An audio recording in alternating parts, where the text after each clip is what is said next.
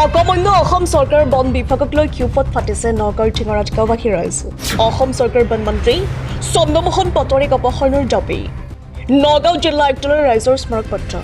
এটা বাঘ ৰাজ্যৰ অকমান্য বন বিভাগ। বাঘ নহয় যেন অদৃশ্য কিবা শক্তিৰ এটা সন্ধানত ঘূৰি ফুৰিছে অকমান্য নগাঁও জিলা বন বিভাগ। ঘটনাটো এনেধৰণৰ। যোৱা ৩ জুলাই তাৰিখে নগাঁৱৰ ঢিঙৰ জেঙনিত ওলাইছিল এটা ঢেকীয়াপতীয়া বাঘ।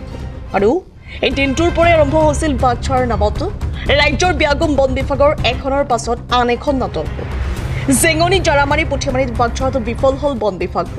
বাঘৰ আক্ৰমণত আহত হ'ল ৪জন লোক। তাৰ পাছতেই বাঘে ঠাই সলালে। ১৬ জুলাইত বাঘ উপস্থিত হ'ল ঢিঙৰ বিলতীয়া গাঁৱত। তাতো বন বিভাগ বিফল হ'ল। বাঘৰ আক্ৰমণত আহত হ'ল বন বিভাগৰ ১জন লোক। ১৭ জুলাইত বাঘ উপস্থিত হ'ল ঢিঙৰ আঠগাঁৱত। আৰু আজি ২০টা দিন ঢিঙৰ আঠগাঁৱত বাঘৰ আতংক অব্যাহত আছে। আজি ২০টা দিন অতিক্ৰম কৰাৰ পিছতো বাঘ চোৱাটো সম্পূৰ্ণভাৱে বিফল হৈছে ৰাজ্যৰ ব্যাগম বন বিভাগ। আনহাতে গাঁওখনৰ অধিকাংশ লোকেই কৃষিৰ ওপৰত নিৰ্ভৰশীল।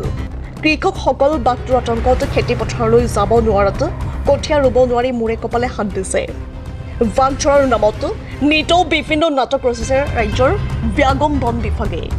উপায়হীন হৈ ঢিং ৰাজচক্ৰ বিষয়াৰ কাৰ্যালয়তো উপস্থিত হৈ গাঁওবাসীয়ে বন বিভাগৰ বিৰুদ্ধে তীব্ৰ ক্ষোভ উজাৰাৰ লগতে ৰাজ্য চক্ৰ বিষয়াৰ জৰিয়তে জিলা আয়ুক্তালয়ৰ এখন স্মাৰক পত্ৰ প্ৰদান কৰে।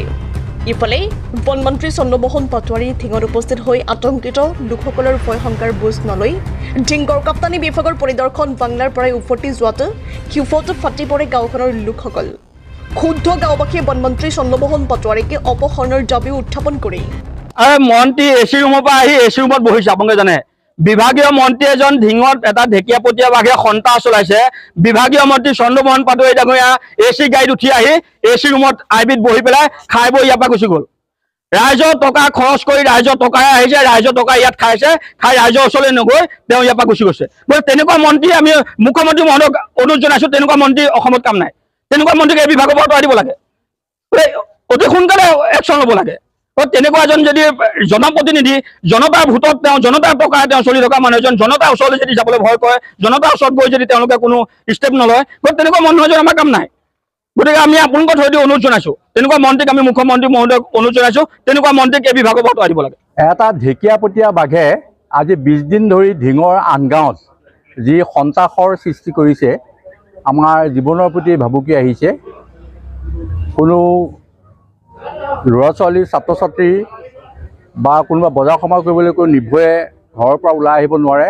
সন্ধিয়াৰ লগে লগে এটা আতংকময় পৰিৱেশৰ সৃষ্টি হয়। তাত প্ৰথম অৱস্থাত যিকেইদিন ট্ৰেইন ৰাস্তাৰ কাষত আছিল তাতো ফৰেষ্ট বিভাগে যথেষ্ট কষ্ট কৰিছিল। কিন্তু তাৰ পৰা আহি পেলাই এতিয়া শেহতীয়াকৈ ঢিং আনগাঁও বালক প্ৰাথমিক বিদ্যালয়ৰ কাষত য'ত স্থিতি লৈ আছে তাত বৰ সুন্দৰ পৰিৱেশত আছিল, ভাল পৰিৱেশত আছিল, সহজতেই সহায়তা কৰিব পাৰে। কিন্তু বোধহয় বন বিভাগে কি কৰিবলৈ বিচাৰিছে আমাৰ ৰাইজে তত ধৰিব পৰা নাই। তেওঁলোকৰ সুদক্ষ ব্যক্তিৰ অভাৱ, অন্য কিবা কথাৰ কাৰণেই যথেষ্ট সুচল জেগাত থকাৰ পিছতো তাক আটক কৰিব পৰা নাই। গতিকে সেই পৰিপ্ৰেক্ষিতত আজি গয়াবাসীয়ে অৰ্থাৎ ঢিংবাসী ৰাইজে ছাত্ৰ সন্থাকে প্ৰমুখ কৰি সকলো ইয়াতে যে চক্ৰ বিষয়াক, ঢিং ৰাজচক্ৰৰ চক্ৰ বিষয়াক লগ হৈ এখন মেমৰেণ্ডাম এখন দিয়া হৈছে। তেওঁৰ লগত গোটেই কথাখিনি পতা হৈছে। ৰাইজে বিচাৰিছে ইয়াত আমাৰ উপায়ুক্ত মহোদয় নিজেই আহি সৰজমিন তদন্ত কৰি ব্যৱস্থা গ্ৰহণ কৰিব লাগে। সেইটো আমাৰ ৰাইজৰ, আনগাঁওবাসী, ঢিংবাসী ৰাইজৰ সেইটো দাবী। নগাঁৱৰ পৰা বিপুটি বৰাৰ ৰিপৰ্ট, সুহানা লাইভ।